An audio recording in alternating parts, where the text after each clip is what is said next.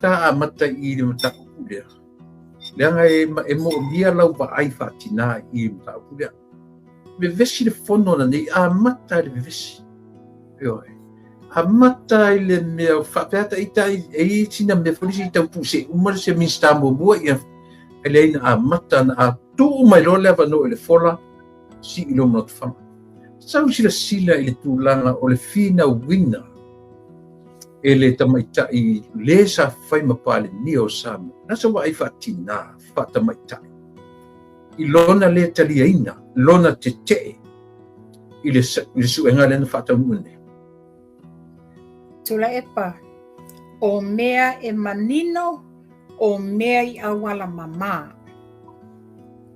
peo na sa noale fionga le mantua le bote o le siri la mana le si e lona a awa na nafi ina ua fai mai le folfolanga le fionga le fong fetalai. A le wasau nei le tae au whapea mai e alu le lato fale wa le fia. She had all the opportunity ana nafi e si I ai lona a au fesili. Aia, e le mwhaina whaia, ai se a, ona wa yele lango na fefe. Well, simple as that. Le la fato au sumai I nei le tae au, wa le mawhai wa tatauna wha a leo lona le fia.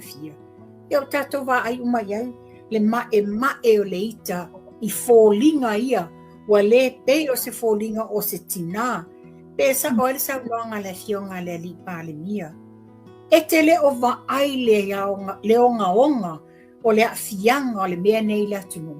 Mana tua foi, le na mai manino la vai le fionga ia mulpola ana rosa, I te tonu o le fono al palmine ina ua vale fonga waa.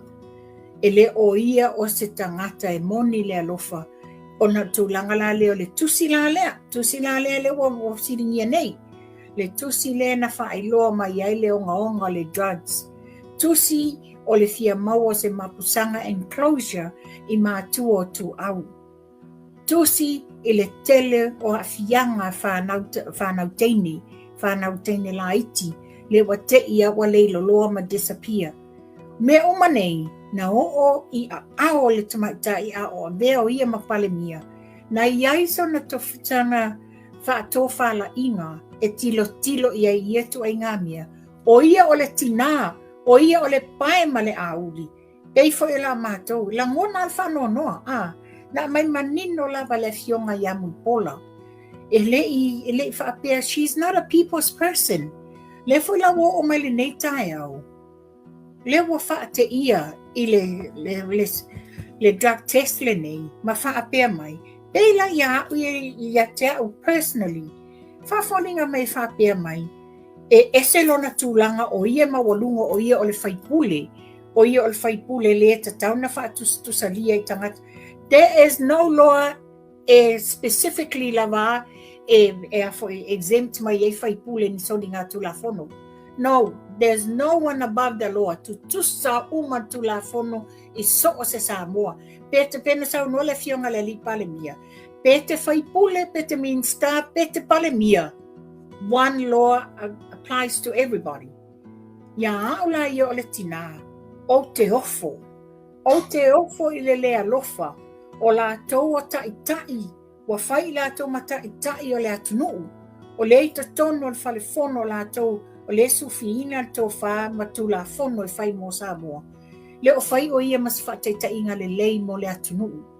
Talo whai le fionga le li pāle mia malana ka peneta. O lo o la tau ma whai. Ia tanga I le af. Tusa o ia le se alofa titilo I alo ia Samoa le Vietnam. Le onga la o le whala o whasaina nei. Recruit ai nei yalo Samoa, very vulnerable situation. If ele Vietnam, they've never left Samoa before. Le wo e whasio tangata. A le lawa whaali mai e le sa se le tofi pale mia. Ia o se tofinga le la le tu e ngā. Ai maise, o ia fo e whaululi iai le tūpā o tamaitai.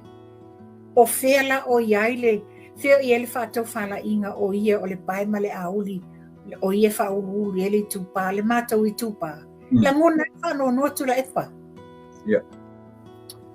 I le vaai, I lana vaai o ia o le loa meika. O ia o le whai tūlafona.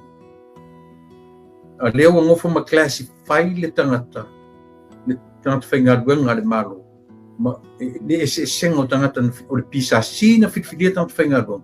O ia na whitwhili mai le tumalo. Nasa utala whala o te le morsi le fia le. E moni o ia na filifili e lo nei tumalo. E le whaapela o tūmaua I pela le nofoi o le tūmalo ma whai mai tūlafono. Lei lalo o le palemia, lalo o le mautafono, o I lātou uma lei lalo o le malo. So makes no difference.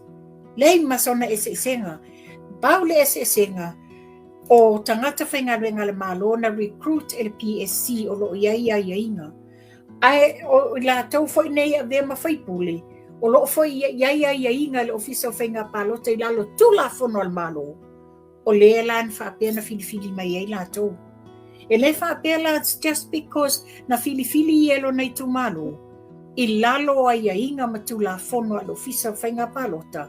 Ma lalo a iainga le ofisa o fono o le palimeni. Lewe wo fōringa mai, she's trying to classify I am above the law, then I should be exempted. Hell no. E le ai e tutusa uma so se Samoa. Ai o leta te tūlanga lea mawhanua. I le tūlanga lama o oe oritina. Oe te maita. To alua ta maita I whioti. O tilesi wharpuipui, whasioti lesi. Lea se sila I au taranoina me o tau whala au whasaina. O a whia whala au whasaina. I nga leo lau tātou tilo lau ke lenga mea. Ona o whala au whasaina. O a whia te sila whia e a whia le whala au whasaina me. Tula e pa o au no whapea ina ua whaile whinaunga le tae ao le fionga te maitai. Whaipule ia whapea le whonga whetalai, whapea le whaopopo mai fo e le fionga le li pale mia. Na o whapea, o ia o le tina, o ia o le whaipule te maitai. O whea o ia le whaatou whala inga, o le teimi le nei, wata tauna liu le tō wha, o ia, a le watu, e ese le mele wa ye, o le tilo ia le fionga te maitai, whaipule I lona tūlanga, o ia e sui mai I lona I tūmalo, o whai ia ma whaataita inga le lei, I le tūpao te maitai. E tanga I whala iei, no whapea, se tanga I whala ia fia me, I pela lewa e saunoa I le fionga ia pali I sia, whigao, ia whapea profesa ia Caroline. O la me wa mali liwa I nei tamali. O a fianga whala au whasaina. So doesn't she have any sympathy, empathy whatsoever I le tūlanga lea? O le ngā tauna a watu lona tau au ngā lulua whaatasi malwhai ngā malo, ina ia lātou tau mawhai e whaafo ia whawhitau li nei. A le whoringa mai, matua I le ai masona popole, she's only out for herself. O lona lona le whalolongia o le tau whai mai o le fionga le whonga whetalai. Ioi. Le attitude ni kako kilkilo iai. E pea o le attitude to tule e peresi kaimi o le manatua o I o le panemia. Na e vai e ngā attitude ngai I a fia me ilanga whina o ne taia. O lo o whina o ia lavo le panemia.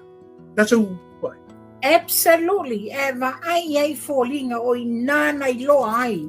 You know, the expression of her face, the tone of her voice, matua I ese, the anger it really shows. O I nai ta mai ai, o matua I ma le mai taita, o no lea, sa o ilo le upu. La langona sesi o le amaua. Na te reflect I lola I le saunoanga le fionga le aki epikopo ia mataedinga. O ka talo whaile me wo I Samoa. O te whawhetai. Lea la wa na whaile whai unga le fionga le li palemia. Peo leo mai e whapea mai. Oh, nobody can touch me nanga le stulafon. Mana ia sau noanga le fionga le li palemia. O le a whono le kapeneta nei. Ma whai e lo ma tulafono whai tulanga lea. E o ngaonga me o whala o whasaina. O le tusi lena tau. O lena amai ele whionga le ni parmi, o le tusi leo leo. A lela na ia tau, le ai le tusi le. E pe umana o le tusi le amatu o ai foi. O sieri I o tu au pea. Le ai tu la epa. Tu sa ese le tusi le concerned citizen. Le highlight mai vaenga o drugs I te tonu o Samoa. E ese le tusi le na e muli atu tusi le na. Lo no winga e lua concern letters. Ese le tusi a mātua tu au talo sanga ina se sosoani mana o mia le sosoani el whainga malo. Le ai se tali na mo tusi a mātua tu au. Le ai se tali le fionga tu mai tai pale mia at the time. A watu ai lea matusi a concerned citizens lea.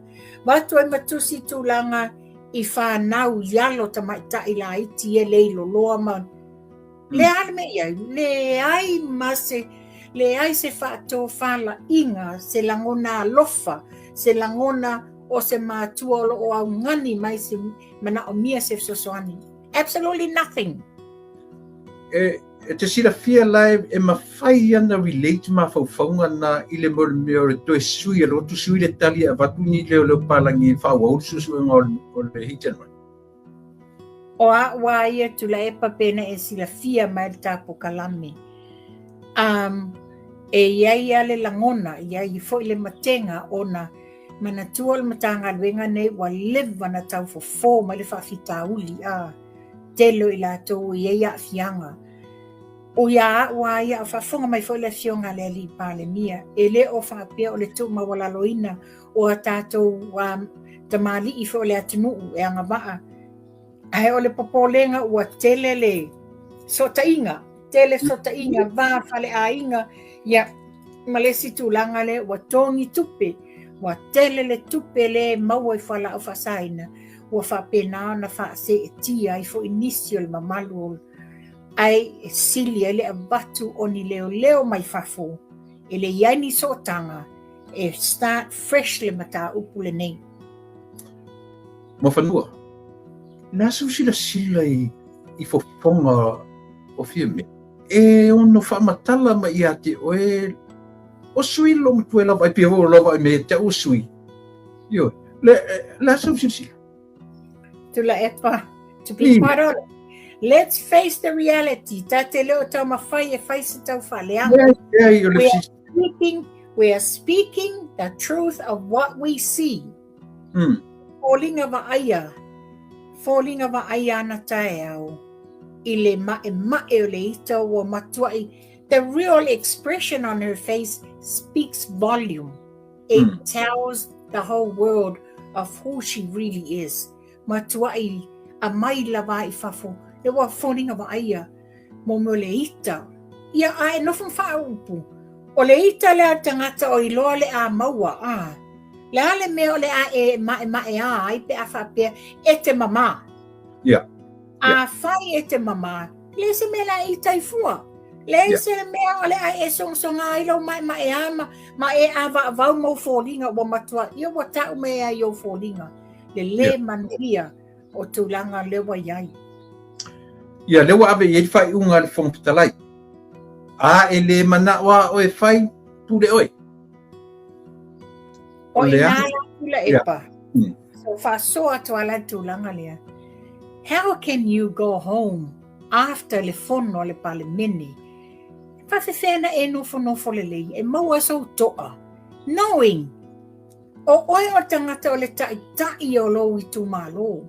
Whawhewhela na whai o e masatina. Masataitai le lei I tamaitai. Ma sawa o le tau I tu malo. E le o mawhaina e whai au tiute. E te whai ai o e mawhataitai inga le lei. Moni. Mawhanua le tūlanga le te watu. Le ase me whamatala ma I ate o I lawa ailea na leila. Maritatuwa ai na leila. Fulinga sawa. Ia, e ono whamatala mai I le mali liwa tō, rua le na mali liwa tūne. Absolutely tula epa, whawatu. o lana facial expression lena mai le tae au. That speaks volume. Ua whaailoa mai ai le tele o mea nei tutupu. La me la itai. E te musi nei te wailo ai, mau ai, o le iei sa ua fianga, e ui lava pa a whapea moni, e te le itango iai. La me la uitai fua, o te fia mo whapea atu ia. Tātou o e whai, o le mea te tauna tātou langolango le whainga malo, ina ia whai titia. Ia, ta ilo tula e pala atu sa o atu lava le ngana tu sa. Sauno. E le mawhaina langona e le fionga e tamaita i whai pule. Le loto ti ngā loto mawhatia, ma le langona alofa i whanau lalo waoa o Samoa. O na e le ai so na alo. Tulanga tonu la wale na. Ia, ele toe tau nā tia. Nā tia le nā tulanga. As a mother, you be concerned. You be concerned. You're more than willing to help out in whainga malo. Ina ia fofo le whawhitauli. Le ngata ile nā. A closure i le ia tamali. Le sunga ia pali i sia whigao. Whapele le afoni. Le professor ia Caroline. O nei tina. Ia. O aia la ia pali i ia o nalo. Ia a o Caroline le ai. Ia. O le tūlanga na iai. Mo meo le tina e moni le alofa. E alofa i lana tama, e alofa i ona ainga. E whai e la mi o tonu. A wa manino mai ai fōlinga ana tae au. Mo le fōlinga o le mai taita o le tangata e le kea. Le kea iai. Malo, whaftai. Kaki koe pa e misa kaimi i le structures. Ia, le lana mawe uma. O masina rupe lea na o lona taimi e tarusanga masina rupe. Amata le ia utai au. E tatu e whaika ko structures. Le lana tatu. Le la ufai nei. Te rei tau mawa se tala o tau mawa sis. E te rei mawa se tala te langafta. E mawa ne se tala nei la fiafi po ta leono. Manaia. Ta maia i le waa le mai le na si i mai le alia. Mai sa vai. It makes sense le tala lo faru. Mo meo tala fatu, tala fau. Mo meo tala le aini onga nei tala. Ia e tanga iai. E mawhai se alia na sau mai sa le longa na i muwhanua. O le mai tau e le otia i le alia le. Le menga tonu ale o le tala. Wale whai ma se mawhau alofa. Pe mo i nei tala ma nei mea. A le lau whamanino le fionga le li minsta. Ina ua uma na wha leo e na mulau ulu nta upule ni. Sa iri sa olo i sa vai ma matulang. Le ngata ua wha maonia mai e la tau i sa vai le ofiso sa ifu malolo ina. A ua wha maonia mai e la tau i le ofiso maa. Le se me wha pena na tupu. Sa u wharongo i se tasi fo i o le tā lofa radio Samoana nei. Matana no whele ne le lari. E matua ofo le tio i te tono Samoa. Ma o telefoni atu tangata i lana le tio ana nei li taia. E se pepelo mei e tara noi ne tono le pare mene o Samoa. Le ngata fo le natu la epa. Ia watoi mawai i pepelo ar tamaita i whaipuli. Le na whapea mai, ia wawhai mai le ainga la ao le alia no des. E na toi muli a whapea mai e sao. E lua ambulance na lata wo mai. E le mawhai na office se ambulance tono le alia lea. E wawalai mawai na le mamol pepelo le mawhau. Le aina saunga le MT alia. Ai mele mai le alia. Ke lo. Ole tau o le mele mawhanua. O le fefe tangata e pepelo i tono pal mene. O le mato fai pule na mula u. Le na manua elo na ingoa i le keise fale arili momua. A le foi lau toe amata me i le tala whatupu. Hearsay, o le tala talinga, tala whalonga. A le mea la e matanga i le mea. E utu e resi le puru, e whapae na ia. A oere tana tua le puru, ai au. E ala na whanua noa roto ma whanua. Se o le pale mene o Samoa, o le mea kilo uma, i ele atu nuu. Tilo uma, i tangata, a lea mai matala le, nasa u, Whātau ia whai. O lau tala mua lava ina ua adia e mai le saunoanga le fionga le ale ali ia Minster ia vaawao. Lau tala mua le na whai atu ia tāwhia. Ia. E whi, e le toi umamo meo le wha ngutu lua. Tu lou le afioanga, le tau afioanga ma tau whaipule. E le umaila i le wha ngutu lua whai tala o namulau ulu. Tanga i foi, o ia le na mafua ne le whaafita uli le tula i mai ne ia whaneadili. A le fu tu e sau mo meo le whaitala, le sa ta tauna mawhau pe mo i pese se. Awa nei o na whaaleo ina. Because sa o ele fionga le whongwhitalai.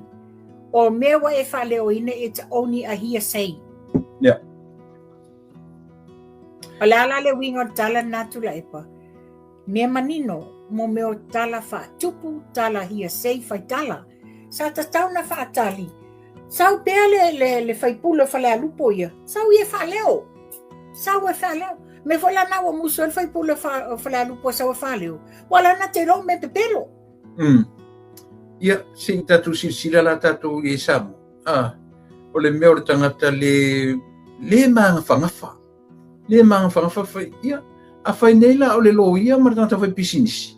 O le tau tin o tangata whai degree, more degree holders. A se waila i le vai o me, tula i me i tu ngata. Tā mai ma whanua i le minsta lapa le o aifo, o le soifua maroloina. Pai mai le minsta o soifua maroloina, ina ua whaatonu e fontoe. Le anga whaia le whale whailele. Alu e vaai. A le langa umatala malolonga alu le minsta vaai. Mama le lei ato le whale whaai. Ai oso atu, ai sui le tali ali. A fontoe, whemai. Ele whai telu e vaai, tono whai telu e vaai whafoi, mo mea lei whafole. E sem kau kio ngei mea. O le si le nā whai tala whaatupu e lafi. Nā. O le si nā kangata e lafi whai tala whaatupu.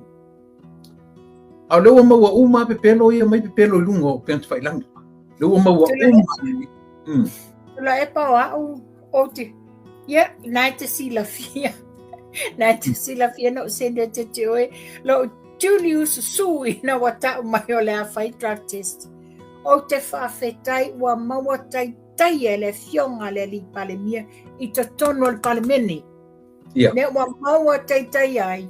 Moni au. O mai I whafo. Whai ala tau whaasalaunga le te tōngia. Whai ala tau whaasalaunga whau. O mai whai whafo. Ai lunga social media. A o lea la sa tali le fionga le li palemia malanga kapeneta. O le a maua tai ala o tau I le atu sa o mai te tonu. Ia wa tau vai le iai. Se tu lou la vale ngana tu sao. Pe wa vai atu le peo le pusi. Le peo ni tamai pusi wala lafi solo. Wa le mawhaina tau te tala. Mawhaila le wa maua tai ai I. A la tau pepelo, a la tau whauwhaunga, a la tau whaaleanga. Whaaleanga uma ia ngaluenga le leo lo tau mwhaile malo. E ati na e Samoa. O le tūlanga o le toi alu o le whiunga le li palemia. I lunga o pe ant whailangi. Lea o lo tea nei e ana le tio ia ma la tō peitai. O mea umai en whai mai na mafuene le toi alu le whiunga le li lunga. Lea ua whaamania o mai to tono le luava iaso nei o fono. Le luava, la se sausisila Mansautantangai. O e peo no whai atu, matua I la ngona le fia. Wa mantua, o mai nei alato po kalame nei fafo, mai whai alato whasalaunga, ia e na o alato tangata lango e whai ere tau whaleanga ma toso whapautolo mta upul nei. Ai a o loi te tono le palemene. Not only so se Samoa se vaipanoa, o loo mai moa I le fono usua Samoa. Samoa o loo I uma le teleo Democrat cause o fisa uma konsula ambasa komsina I te tono Samoa. Ai le ngata lea o le translate I le tatou fono I lungo le Hansard le whaalongolongo o mai atu nuu o lalangi. E more powerful le network le maua te tono o le mautafono lo o lato mea e whai. Le lau whaafofonga o masa moa, ma whaafofonga lalangi atoa, le te le lao le esenga, le wa mai sa o le fionga le li pale mia. Ya, tula wa, whalore tala le ia, wa pipi ngutu, wa le mwhaintau tala, wa le mwhaina na whaali me moni. Wa ngā le pūno no wai, na le nofo nofo, wa peo ni tama i sumu, wa le mwhaina toe, whela ngā i solo, ina wa ai atu la wa whalora wa i mele pusi lunga lau. O le mea tā ua mo whanua tu sa lau a discuss lava mea ia na komu mumu ai ma whaale ngai le malo i whafu. Lau man discuss tu tonu o le waa. O le 10 milion. Io e. O mea ia na mai o tā alolo. Mea ia na le kele. Ai vaila i leo ia na whaitu tonu. Me kama i leo pingi leo kama i pusi. Io e. Maua taitai. Na winga tonu ana le tala tula epa, le sa tātou mai mua umale to a tele le tau wha le yanga, saua le aiso ai mā moe la tau, saua le lau wha ia, oka o kai ni tau wha le yanga sa whai i le whai ngā malo, matua ina ai wa wha o ngai le fasti a tupe no des, ia le 10 miliona le whamai, o le ai se tupe a sa whata tu whaina, o ngā ua umana wha o ngā le fasti, i wa sa au loa sa unoanga a le ngō matua ia ali. Le ale me tau te tau te tala ini tau tupe o tau whala o tau sa whata, ia wa umana tuwha, ana tau o te whisili sao o tau malamalama. Me la le maua e le o whaia se anganga maua lalo po se anganga tia sosoani e whai onga o lunga o le tau whaaleanga anga i whai ngā malo. Yeah. Well, that's a simple solution i me umane i whai. Ia no matter what la ni tala toi o mai toi whaaleanga i whafo. Ale nā wa mai sa o lava le fionga le li pale mia e o iana minsta le wa tali manino te leo mia. Tu sa o mai te tono le pale mene. O le malae e whai e la le wheta winga la lea. Fo folai upo le atu nuu. Ma wha manino ai mea te tono mo le atina e ino Samoa. Manino le wha mtaleino le one comment grant. Grant, ioi. Ioi. Lea ua tātou whanongolongo ni iai. Manino le tua lalo le fionga le mista. Ai oni.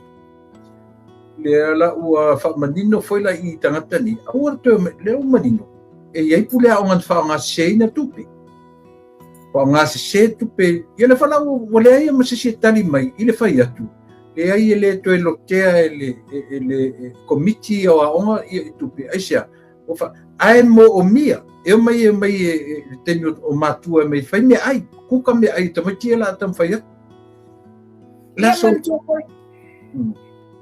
man to fa tula e po o le sile mainga sa o nei ma fa sala lau ma tau fa lenga fa mai io o afia nga fa mai o le a o nga foto mai te o le a fa fanga te mai te le e le fa pe na o atu nei al fo langa le fas fa lo nei o le paia inga e 5 tau sanga o le paia inga le fa to a fa pasir tala tupe la a mata ilona wa fai ia vaenga ta itasi uma pe o le nava tau sa fa iloa le vaenga fast. Alvei, tele o le masau le sa fai tau faleanga. Le u fatino manei la tiu te fai, ma le nava tau o le ainga fast. Le la mele o maua. Wa na le nofo, ia ma tui teeth le mele lo tu lai mai. Ia, wa vai la maua fa le pepelo le si upo onale. Le na fai na talanga i le tulanga le pensini ma le suau le tiaina ma io il tempo lo te ele i chapipi ma la e na tu manino fai lunga la fionga le li pale mia io o le taimina o le o te ele i chapipi e te le i te le io o mai i le i chapipi vai le mo le tau fa se ma le matangata tau fa leanga e pe tasinam ta o pulena fa manino nei lo vai aso o leo matalai o sioki la o ina pula ya le o tatu vai to ye ele fa pole sa mo tau yo o foi la ile tau mar ta pena ina o le foi o le price control o ta pena Ale fasili por lá me tono price control. Ile se lá was full le tau busamo. E no va manino uma ne. Ai oi. Ia no fa mai ma fa tula e pa. Oi na besinga le price control. Yeah. Oi na besia. O le fainga malo tula e pa. O le ala melo ni. O le fainga malo ne ale fast. O le o atu lato. O le tanga mea ofu filea ma mea umale nei. O le o atu lato tam fai e a uli ma fa manino ma ia fa fai ngofia mea mo le atu. I un sai mea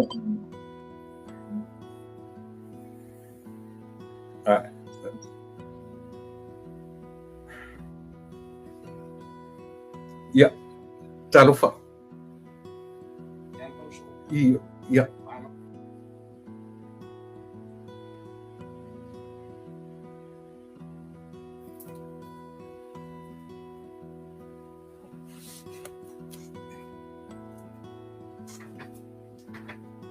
o si toi ina hui lena bala au mai nei te uma bala au iai Oi ale yo nei te vat pe ma le Victorville na si umanta o Colombia ya le no vai ato for interview mai mahana I Victorville le fua ya na le tulanga na le ya se e ni mta puna e te pena mai morta famu Io ole tulanga le famasingonga ole. Ole vaianga ia kalokaina o le afianga ole. Ya. Ole fanta valvane. Tu sala le lava e tawa naule le pe ole tu o James le a tua ma papali. Le deny la vale le fole. Le lato beo ai o le ala ao ave ilunga ile famasinonga mawalunga le Supreme Court. Ona lewa yeni afianga man famanianga o ni money laundry le sa fe avia ia le mele o tamaiti o Vietnam ia talosia ia tu mawai pia o wane tatala ina tu ona lai e malu pui ele man na o tatala tu I la to nei ia o te ta e sau comment te fai anga tala tupe la vai leo te lenga pe e wi na foringa me fe me ele te fesiti le tala leo te lenga tala tupe a o lela ina o tula ile minsta o tupe maua le revenue wana gei ma manino e sa o lela pat o leo te lenga o lo le lei tupe o lo awina